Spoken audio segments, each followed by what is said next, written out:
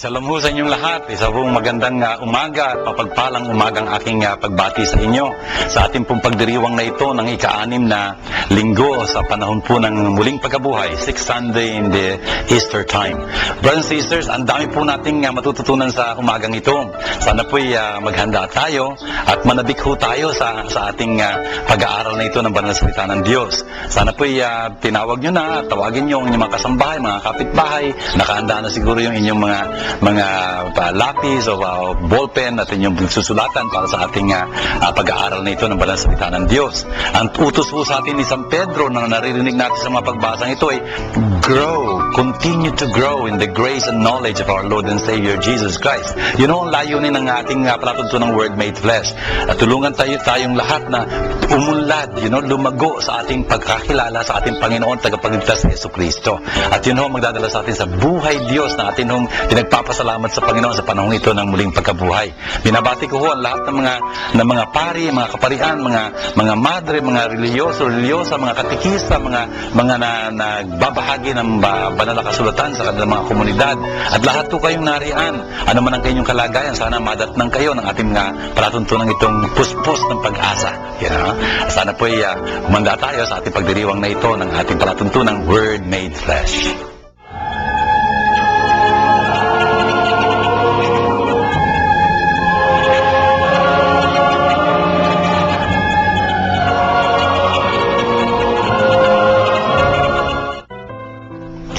Nagpunta si Felipe sa isang lungsod ng Samaria at ipinangaral doon ang Mesiyas. Nang mabalitaan ng mga tao at makita ang mga kabalaghang ginagawa niya, pinakinggan nilang mabuti ang sinasabi niya. Sapagkat ang masasamang espiritu ay umaalis sa mga taong inaalihan nito at sumisigaw habang lumalabas. Maraming lumpo at mga pilay ang napagaling, kaya't nagkaroon ng malaking kagalakan sa lungsod na iyon. Dooy may isang lalaki na ang pangalay Simon. Noong una, pinahanga niya ang mga Samaritano sa pamamagitan ng salamangka. Ipinamansag niya na siya'y may taglay na kapangyarihan at pinakikinggan siya ng lahat mula sa pinakatakila hanggang sa pinakaaba.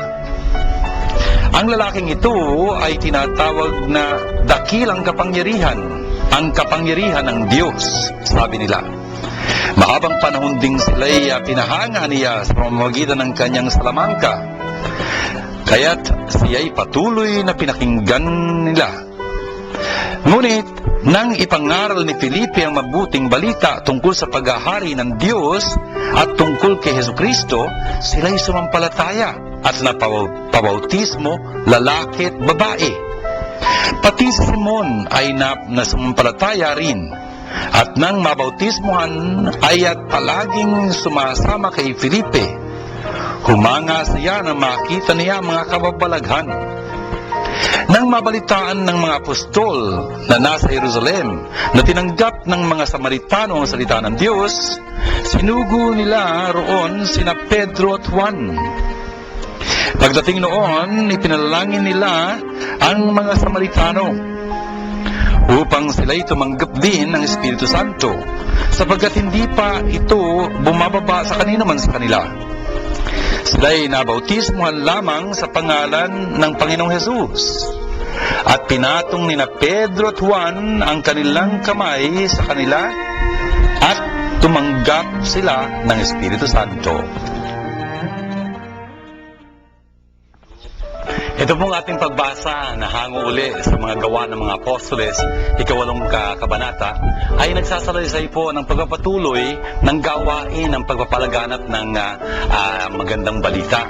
At narinig po natin ng isang linggo, for example, kung paanong yung mga apostoles ay nagtalaga ng mga tao na magiging tagapaglingkod, diakono. At isa nga ho doon si Felipe. Taong matuwid, taong marunong, matalino, may karunungan po, wisdom, tapos puspos ng Espiritu Santo. Yun ho, tatlong katangian ng mga diakono. Ngayon po itong si Felipe ay nagpunta sa Samaria. At doon nangaral na magandang balita. Brothers and sisters, importante yung maintindihan natin, kung tutusin, yun yung mga Hudyo, tsaka mga Samaritano, hindi ho sila nagkakasundo. Pero isang magandang pangyayari na ganap. Dahil sa pangangaral ni San Juan Bautista, sabi sa John chapter 3 verse 23, nangangaral daw siya doon, nagbibinyag siya doon sa Enon near Salim. Enon, malapit sa Salim. Nasaan yun? Sa Samaria ho. Sa mga tuwid ho, yung pangangaral ni Juan Bautista doon, talagang naging mabisa na ihanda niya yung bayang yun ng Samaria upang tanggapin si Jesus. Alam mo natin, tinanggap nila si Jesus. Ito ho yung istoryang narinig natin, for example, doon sa istorya ng babaeng Samaritana, doon sa balon ni Jacob na nakatagpo ni Jesus. Yun ho yung nasa John chapter 4. Ang ganda-ganda ho nung pagbasang yun. Binasa ho natin yun na sa panahon ho ng Kwaresma. Ano po? The point is, itong mga Samaritanong ito, naging handa sila, sa pangangaral ng magandang balita. Kung kaya dumating din si Steph, si Felipe, nakinig sila sa pangaral ni Felipe at marami sa kanila ang nanampalataya. Isa ho dun sa binabanggit ditong tao na nahalina, naakit ng pangaral ni Felipe ay si Simon. Si Simon ho, isang magikero, yung Salamanca ho na binabanggit dito. Salamanca, kung tutuusin, isang lugar ho ito sa Espanya, Salamanca, in Spain. Isa ho itong lugar na talagang kinaroroonan noon ng maraming mga taong magagaling, magagaling mag-magic. Salamangkero ho, di ba? Sabi natin, Salamangkero. I don't know kung yung mga kabataan siguro hindi nila alam pa yung salitang iyon, pero Salamanca ho, isang syudad doon sa Spain, very famous for its university, at marami ho doon magagaling, mag-magic. Ito ho si Simon, ang pangalan niya ho sa kasaysayan, Simon Magus. Magus, magician. Ito ang dami niya hong kababalaghang ginagawa. May mga magic ngayon, nahali na yung mga tao na akit sa kanya. Para siyang ang dakilang kapangyarihan ng Diyos. Pero ang nangyari ho nito, nung dumating si Felipe at nangaral doon, pati na si Simon nanampalataya kay Jesus. At ang nangyari nito, marami hong mga tao na nanampalataya kay Jesus sa pamamagitan ng pangangaral nitong Felipe. Tingnan nyo, diakono si Felipe, isang function ho, isang gawain ng diakono mangaral. Yung mga deacons ho, kesyo magpapatuloy sila sa pagpapare o permanent deacon sila, hindi sila magpapare kundi deacon sila. Yun yung mga deacons, may karapatan ho sila, it's a right of theirs to preach. Yung pari ho, pwede silang paintulutang mag-sermon, imbes na yung pari magsasermon, yung deacon na magsasermon, okay lang ho yun. O kaya sa isang pagtitipon, pagdiriwang ng salita ng Diyos na walang pari, nandun yung deacon, pwede siyang mangaral doon ng tahasan. I mean, it's a real, the ministry of preaching, for example, is a ministry of the deacon. Ang ganda hong bagay na dapat maintindihan yon. Nung narinig ho ng mga apostoles sa Jerusalem, kaya medyo may kalayuan ho yung Samaria sa Jerusalem, para bang mula rito hanggang Bulacan, parang ganyan. Nung narinig ng mga taga Jerusalem, yung mga apostol doon, na itong mga Samaritano nakatanggap ng pahayag ni Kristo at nanampalataya, nagsipuntahan ho sila doon. At ang sinugo ho ng mga apostoles ay sina Pedro at Juan. Pedro at Juan. At pagdating po nila doon, pinalalangin nila ang mga Samaritano upang tanggapin ang Espiritu Santo. Kung nabinyagan na ho sila, ang tatanggapin nilang Espiritu Santo ay nangangalugan ng kanilang confirmation, yung pagpapatibay sa kanilang mga pananampalataya. Yun ho ang sakramento ng kumpil. Kumpil ho, confirm. Ibig sabihin, patatagin. Natanggap nila ang buhay Diyos, ngayon pinatatag yung buhay Diyos na yun.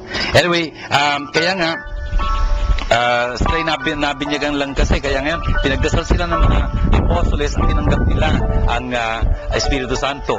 Tingnan nyo, brothers and sisters, yung sakramento ng binyag, for example, ay ginagawad nga ng mga apostol, ng mga diakono, sabi ko sa inyo. Pero yung pagkukumpil ho, ang obispo lang ang mayroong kapangyarihan nun usually.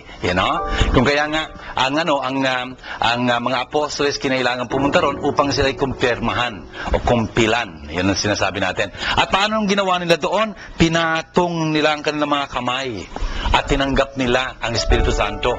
Ibig kong ulitin sa inyo, yung pagpapatong ng kamay ay sinasagawa pa hanggang ngayon. Pagka magkukumpilan pa ang obispo, pinapatong niya yung kanyang kamay. Yun ang pagtawag ng Espiritu Santo kasi sinasagisa doon sa magitan ng pagpapatong ng kamay. Nasabi ko nga sa inyo, hanggang ngayon ginagawa natin mga Pilipino sa magitan ng pagmamano natin. Sabi ko sa inyo, pagka hinawakan nung magmamano, yung daliri nung pagmamanuhan niya, lalapat yung kamay yung mga daliring yun doon sa noo nung nagmamano.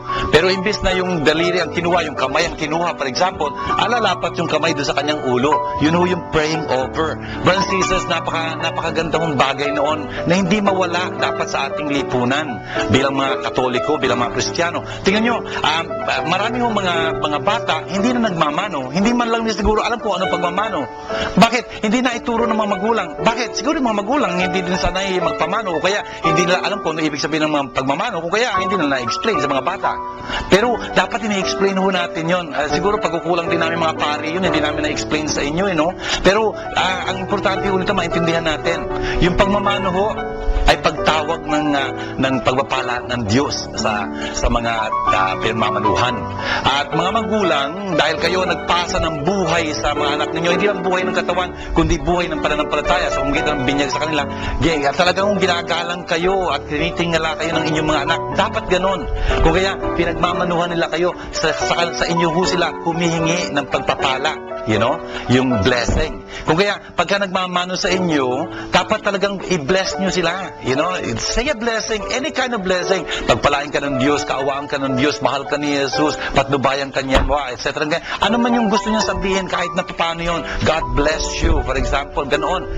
Importante ho yun. Kasi ho yung halik, yung pag-kiss, beso, ganyan, hindi ho pwedeng pagpalain yun. Hindi ho yun ang nasa Biblia, kung tutuusin. Kasi pagka hinagkang ka, ibig sabihin, may pitagan sa iyo siguro, meron sigurong pagmamahal sa iyo. Maganda yan, paggalang sa iyo, okay lang. Yung pagmamano ho, hindi tandaan paggalang yon. Yes, pwede maging tandaan ng paggalang, pero ho yun ay paghingi sa inyo ng pagpapala. Kung kaya, dapat pagpalain nyo. Yung pagka mga nagkikiss, hindi mo masasabi, God bless you, hindi, alangan yun hindi naman kayo gano'n ang tinatakbo ng kasulatan. Nasa Biblia ho yung sinasabi natin, pagmamano, pinapatong ng mga apostol yung kanilang mga kamay doon sa nagmamano sa kanila, tinatawag sila ng pagpapala, ang Espiritu Santo pumapa sa kanila. Yun ang dapat nating matutunan mula dito sa napakagandang pagbasang ito.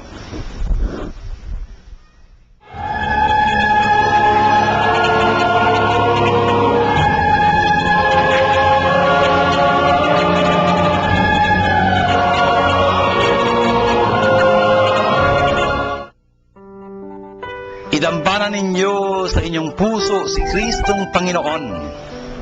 Humanda kayong lagi na magpaliwanag sa sinumang magtatanong sa inyo tungkol sa inyong pag-asa. Ngunit maging mahinahon at mapitagan kayo sa inyong pagpapaliwanag. Panatilihin ninyong malinis ang inyong budhi upang mapahiya ang umaalipusta at tumutuya sa inyong magandang asal bilang mga lingkod ni Kristo. Higit na mainam na kayo'y magdusa dahil sa paggawa ng mabuti, sakali mang loobin ito ng Diyos, kaysa magdusa kayo dahil sa paggawa ng masama. Sapagkat si Kristo'y namatay para sa inyo. Namatay siya dahil sa kasalanan ng lahat, ang walang kasalanan para sa mga makasalanan, upang iharap kayo sa Diyos. Siya'y namatay ayon sa laman at muling binuhay ayon sa Espiritu. Ang ganda po nito ang ating pagbasa, nahango uli sa unang sulat ni San Pedro na nagpapahayag po tungkol sa ating buhay bilang mga Kristiyano, mga binyagan. Tingnan nyo, dito po sa umpisa nito, napakahalaga po nitong talatang ito.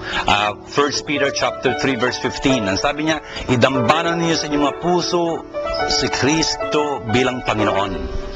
Tapos, sasabihin niya, humanda kayong lagi na magbigay ng paliwanag sa sino man magtatanong sa inyo tungkol sa inyong pag-asa. Francis, napakahalaga ho noon. Dapat lagi tayong handa na magpaliwanag. Magpaliwanag tungkol sa ano? Tungkol sa ating pag-asa. Ano ho yung pag-asang yun? Yung dinambana natin sa ating mga puso bilang Panginoon. Sino yun? Si Jesus. Kasi yung sasabihin sa atin ni San Pablo, 1 Timothy chapter 1, verse 1, sasabihin niya, si Kristo Jesus ang ating pag-asa. Christ Jesus, our hope. Sa mga katuwid para sa ating mga Kristiyano, ang pag-asa ay hindi something, kundi someone. May pangalan ho siya, Jesu Cristo. Napakahalaga ho na talagang tayo ay nagdadambana kay Kristo sa ating mga puso bilang Panginoon. Dapat si Jesus ang pinapanginoon natin. Doon ho sa ating sa trono ho ng ating puso, dapat may nakaluklok. Kung hindi ho tayo nakaluklok doon, ang diablo luluklok doon. Lalo na kung hindi si Kristo, paluluklukin natin doon. Importante ho na si Kristo ho ang nandoon sa ating mga puso bilang Panginoon natin. Brothers and sisters, siya ho ang ating pag-asa. Napakahalaga ho noon. May kasabihan ho, sinabi ito ni Theo de Chardin, ang sabi niya, the world belongs to the one who gives it the greatest hope.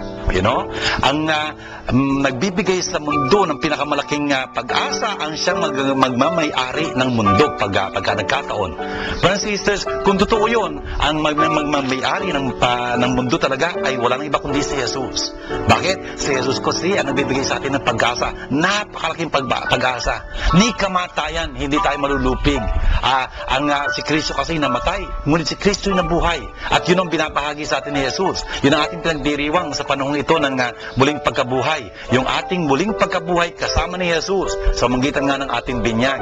Sinasabi dito ni San Pedro, dapat handa tayo magpaliwanag lagi tungkol sa ating Panginoong Jesus. Kaya nga ho, inaaral natin ang banal na kasulatan. Bakit? Kasi ignorance of scriptures is ignorance of Christ. Importante ho talaga na nalalaman natin ang banal na kasulatan na dapat nating alam para makilala natin si Kristo na dapat kilala natin. At sa ganung paraan, pag kami yung tatanong sa atin, ay mapapahayag natin si Kristo. Hindi yung ang dami-dami nating alam tungkol sa, ewan ko kung anong mga bagay-bagay, sa politika, sa buhay na may buhay, sa komersyo and whatnot. Pero tungkol sa pananampalataya natin, tungkol kay Kristo, napaka-liit ng ating kalaman. Hindi ho dapat ganon.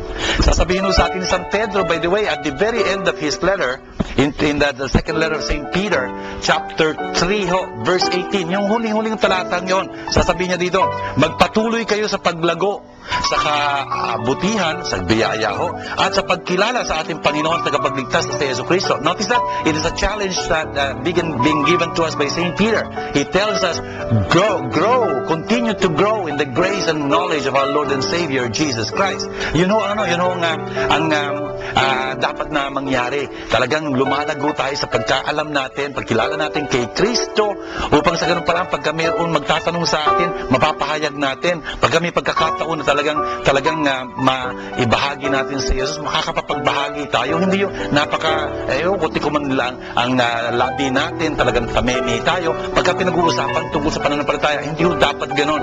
Nandito po tayo sa Word Made Flesh, sa ating palatuntunan ito, tinataguyod ang Word Made Flesh Foundation, kahit na hindi ho madali, para ho talagang mapalagan ang pagkaalaman kay Kristo. Sa ganung paraan, tayo rin makasangkapan ni Jesus sa pagpapalaganap ng kanyang magandang balita, mapakilala natin siya sa iba. Brothers and sisters, napakahalaga ho nung sinasabi dito ni San Pedro. Of course, pagpapaliwanag natin, dapat maging mahinaan tayo, magandang kalooban, mananatili yung ating budhing malinis, upang kung may mapahiya yung nag-iinsulto, tumalipusta sa atin dahil sa pananampalataya natin kay Kristo. Importante ho yun. At sinasabi po dito ni San Pedro na mas mabuti pang magdusa para sa paggawa natin ng kabutihan, kung kalooban ng Diyos na magdusa man tayo, kaysa para sa paggawa natin ng kasamaan. Natural, At ang sinasabi sa atin dito, si Kristo'y namatay para sa inyo, para sa atin. Totoo po yun.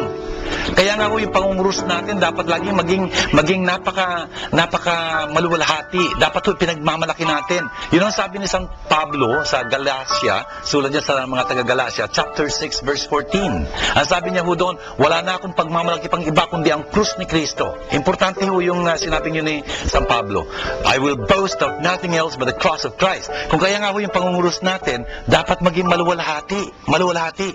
You know? Hindi yung, ewan ko pa, pangunguros na para bang may Parkinson's disease na kakalug-kalug na ganyan. I mean, hindi ho ganun. Dapat ho maluwalhati yung pangunguros natin. Para ho maging maluwalhati yung pangunguros natin, dapat hindi tayo nagmamadali at iniisip natin ang ating ginagawa. Rule number 1, huwag mong mamadali. Natural, pagka nagmadali ka, ayos. You know? Pero pagka hindi ka nagmadali, malamang maging mas maluwalhati yan. Lalo na pagka iniisip mo kung ano ginagawa mo. Si Jesus ay namatay para sa atin. Friends, sisters, sino ba nagkasala? Tayo. Sino dapat mamatay? Tayo. Pero si Jesus namatay para sa atin. Ang walang kasalanan para sa mga makasalanan. Sabi ni San Pedro dito. Kaya isipin mo yun. Sa makatuwid, pagka inisip mo yung pangungurus mo, yung anong ginagawa mo doon, talagang magiging maluwalhati yung pangungurus na yun. Friends, sisters, tingnan nyo, itong sinasabi sa atin ni San Pedro dito, napakahalaga. You know? Namatay si Jesus, ngunit muling nabuhay. Ito kung pinagdiriwang natin. Sa linggo-linggong ito, sa linggong ito ng muling pagkabuhay. Nasa ikalimang ano na ho tayo, linggo ng muling pagkabuhay. Tingnan nyo, dumadaloy yung panahon. Hindi ho natin mapanaigan itong kagalakan ito. You know, we cannot get over this joy of Easter. Jesus is risen. Namatay siya, ngunit muling nabuhay. You know, pangako niya sa atin. Ang mananampalataya sa Kanya, kahit mamatay, ay muling mabuhay. Ang nabubuhay, kung nananampalataya sa Kanya, kailanman di mamamatay.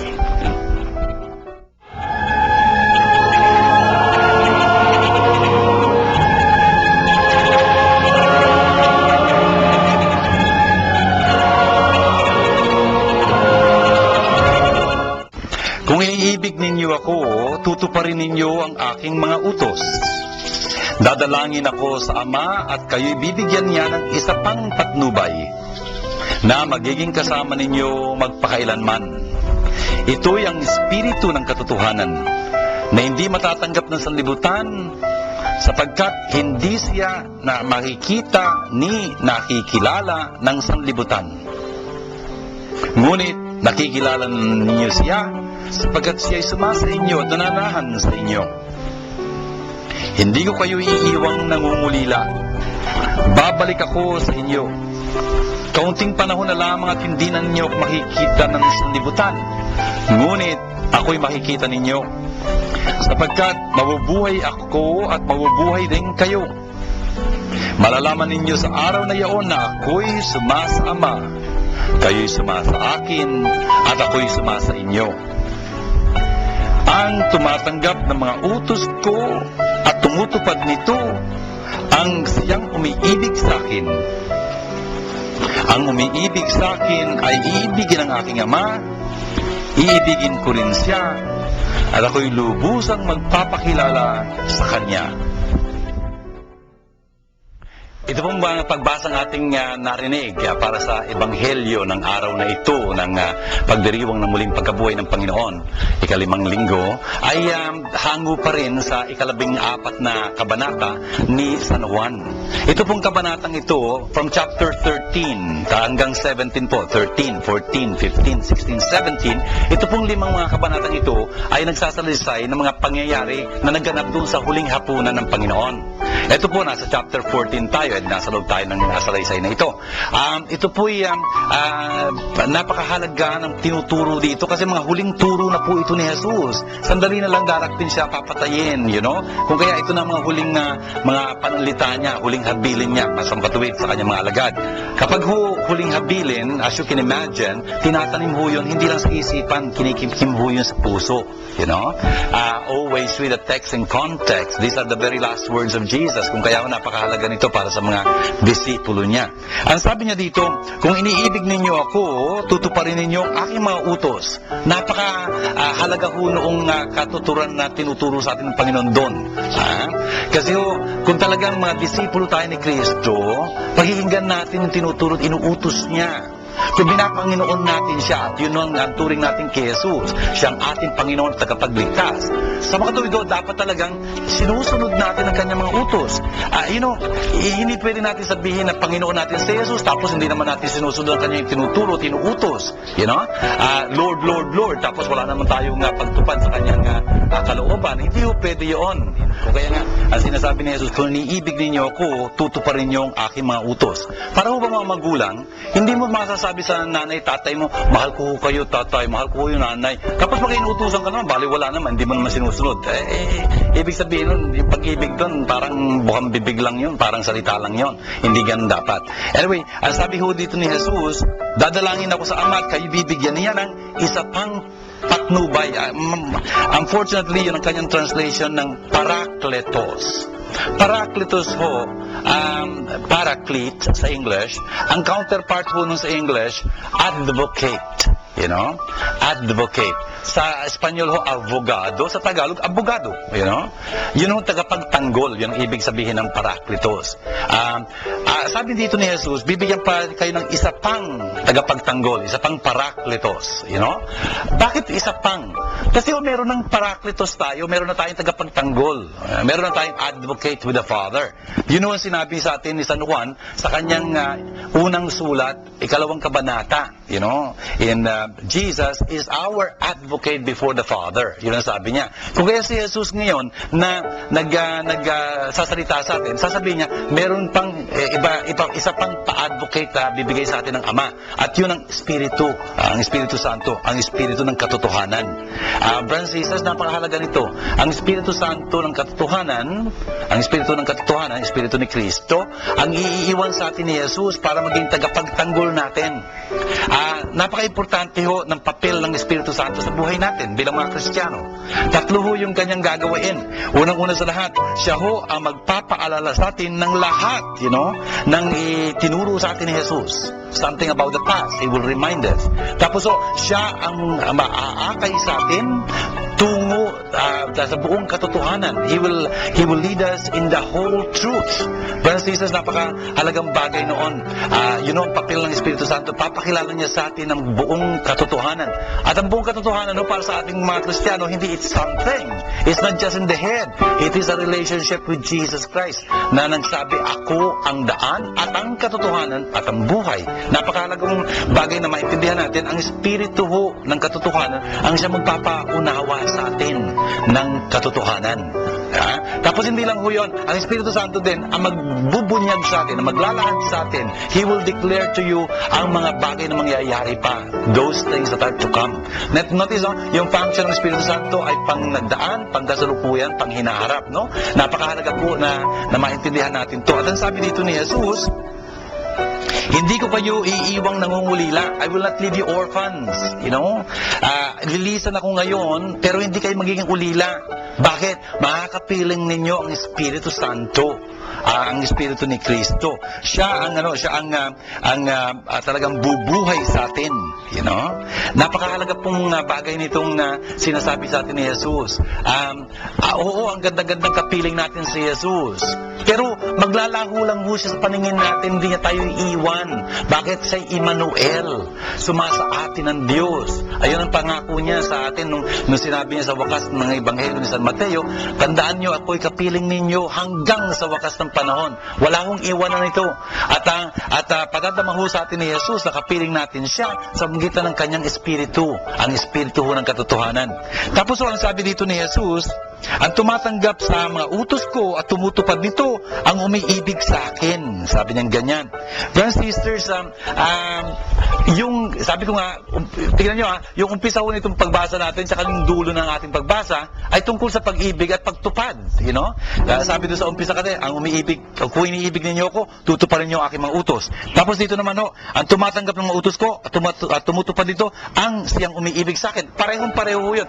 Ang punot dulo nitong ating pagbasa ay yung pagsunod natin sa mga utos ni Jesus bilang pagpapakita natin ng pag-ibig sa Kanya. Brothers and sisters, napakahalaga noon. Sana suriin natin ating mga sarili kung talagang yung pagiging Kristiyano natin ay nangangahulugang pagsunod natin sa tinuturo sa atin ni Kristo. Baliwala ho na talagang kinikilala natin si Jesus, inaalam natin ang Biblia, etc. ganyan. Tapos hindi naman natin sinusunod ang Kanyang mga utos. Baliwala ho yun. Hindi ho tayo pararangalan ng Diyos noon. Napakahalagang bagay ang tinuturo sa atin ito. Kung kaya nga ho, dapat talagang tinatanggap natin ang mga utos ni Jesus. Tinatanggap natin mga utos ni Jesus kapag nalalaman natin yung mga utos na yun. Kaya ito yung ating pinag-aaralan ho sa Word Made Flesh, yung salita ng Diyos. Para sa ganung paraan, makikita natin ang mga tinuutos sa atin ni Jesus at tutulungan tayo ng Espiritu Santo sa buhay yun. At pagka ganun ho, iibigin tayo ng Ama. Iibigin tayo ng Ama. Yun ang pangako ni Jesus eh. Ang umiibig sa akin, iibigin ng Ama. Iibigin ko rin siya. At ako'y lubusang magpapakilala sa Kanya. Brothers and sisters, ang ganda-ganda mong maunawaan natin na mahal tayo ng Diyos, ating mapagmahal na Ama. Dahil mahal na mahal din tayo ni Jesus na namatay para sa atin. Tingnan nyo, yun ho nag-uudyok sa atin, yun ang nagbubunsod sa atin, nagtutulak sa atin, ibigin ng Diyos talaga. At pakita yung pag-ibig natin ngayon sa Diyos sa pamamagitan ng pagtupad nga natin ng Kanyang mga utos. At pagka ginagawa ho natin to, ang mangyayari magpapakilala si Jesus sa atin ng lubusan. Ayun, sabi niya ho sa dulo nitong ating pagbasa, ako'y lubusang magpapakilala sa Kanya kapag giniibig natin siya. Brothers and sisters, pagka nakilala nating lubusan ng Diyos, yun ho ang magdadala sa atin sa buhay Diyos.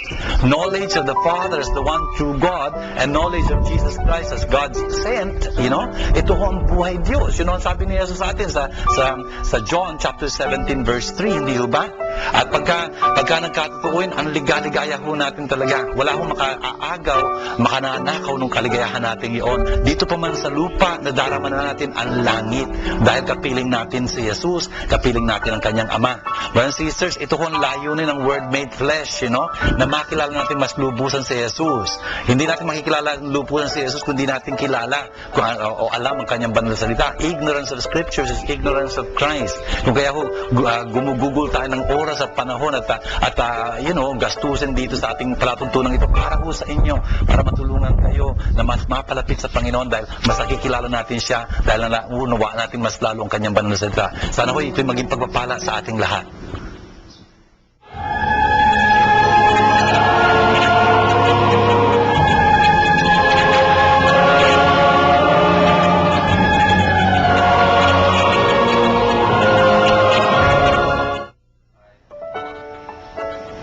Ang dami po nating matututunan dito sa ating pagbasa. Yung unang pagbasang nagpaalala sa atin nung tagpo doon sa Samaria, kung saan si Felipe, isang diakono, ay nangaral at maraming nanampalataya, maraming pagpapagaling na ginagawa para sa pagpapalaganap ng magandang balita. Brothers and sisters, ito ho'y nagaganap pa hanggang ngayon. Hindi ho ako magtataka kapag nagdarasal tayo dito ng mataimtim at talagang tinataas ni Father yung kanyang kamay, pinapatong niya ang kanyang kamay sa inyo, tinatawag niya kayo ng pagpapala mula sa Diyos, ng kagalingan na hinihiling ninyo. Hindi ho ako magtataka kung talagang pinapagaling kayo ng Panginoon. Ang bisa-bisa ho ng kanyang salita. At tayo ho ay binibigyan niya ng kapangyarihan talagang magpalayas ng mga demonyo. For example, makapagsalita ng iba't ibang wika, gumawa ng napakaraming kababalaghan. At yung pagpatungan, sabi ni Jesus, ng mga kamay ng mga nanampalataya sa kanya ay gagaling. Inaangkin ko ho yun at angkinin niyo ho yung kagalingan yun. Tapos nakita natin na si San Pedro pinapaalala sa atin, dapat dambanan natin sa ating mga puso si Kristo bilang Panginoon at maging handa tayo na magpaliwanag sa sino mang magtatanong sa atin tungkol sa ating pag-asa. Si Jesus ho yun. Sana ho itong ating pag-aaral ng banal na salita ng Diyos dito sa ating programang Word Made Flesh ay talagang nakakapaghahanda para sa atin na talagang makapagpaliwanag. Brothers and sisters, the moment you can share what you know, you are sure you know it. No? Yun ang isang palatandaan na talagang alam mo isang bagay pagka nasi-share mo yung kaalamang yun. And of course, we can share our knowledge about God's Word, our experience about God, and it's so powerful. At nakapagtataguyod ng pananampalataya din ng iba o nakatutulong sa kanila makapanampalataya. Continue sharing that knowledge of yours. And knowledge ho dito, by the way, is not just head knowledge, kundi yung knowledge which is an experience, personal contact with God, your love of God, in other words. Share that with people. Brothers and sisters, ayun nga ho sa Ebanghelyo hong nakita natin na napapaalalahanan ho tayo na talagang meron tayong panibago, sabihin natin, isa pang tagapagtanggol, ang Espiritu Santo. Ang Espiritu Santo ho na tutulong sa atin na maisabuhay natin ang tinutulot, inuutos ni Jesus. Kasi kung talagang mahal natin si Jesus, papakita natin yun sa magitan ng pagsunod sa kanyang mga kautusan. Napakaganda pong turo nito. And of course, ito po ang inaasahan natin na sa pag-aaral natin ng banal na kasulatan, mas natututunan natin ang kalooban ni Jesus, ang kalooban ng Ama, at talagang sa tulong ng Espiritu Santo, maisasabuhay natin ito. At sa ganun paraan, tayo ligit na pagpapalain. Gusto ko pong manalangin kasama ninyo ngayon sa ngalan ng Ama at ng Anak at ng Espiritu Santo. Amen. Abba, mapagmahal naming Diyos at Ama, salamat pong marami sa inyong pagmamahal sa bawat isa sa amin, sa inyong pagpapatawad para sa bawat isa sa amin dahil sa aming mga kasalanan aming pinagsisisihan. Sa ngalan ho ni Jesus, inihingi namin ng kapatawaran ang lahat ng aming mga kasalanan. Abba, mapagmahal naming Ama, pinagdarasal po namin ang lahat ng tumawag at humihiling ng panalangin sa aming programang ito. Tinataas po namin sa inyo ang mga may sakit, ang mga may problema, naliligaw ng landas, nagugulumihanan, na nalulumbay, nangungulila sa mga sandaling ito. At yung pong mga kaluluwang nasa purgatorio din, tinataas namin sila sa inyo, naway patawarin niyo ang kanilang mga kasalanan, mga parusang kanilang karapat-dapat pang pagdusahan ay pawiin ninyo sa awa ninyo dahil sa pagmamahal ni Jesus. Abba, hinihiling po namin talaga ang salita ninyo na narinig namin ngayong umaga ay mapagyaman pa namin, tumimo sa aming mga puso at maisabuhay namin upang tulad ng aming birhen kami rin yung panglubos na pagpalain. Ang lahat ng ito hinihiling namin alang-alang kay Kristong aming Panginoon. Amen. Sumainyo ang Panginoon at pagpalain kayong masaganang ng makapangyarihan Diyos, Ama at Anak at Espiritu Santo. Amen. Tayo po yung muli magtatagpo sa susunod na linggo, sa Sabado ng ating pagdiriwang, para po sa paghahanda natin sa pag-akyat ni Jesus sa langit. Sana po sa linggo ito, patnubayan kayo ng Espiritu Santo, ang ating tagapagtanggol, at magpa sa inyo ang kapayapaan ni Kristo. Shalom sa inyong lahat.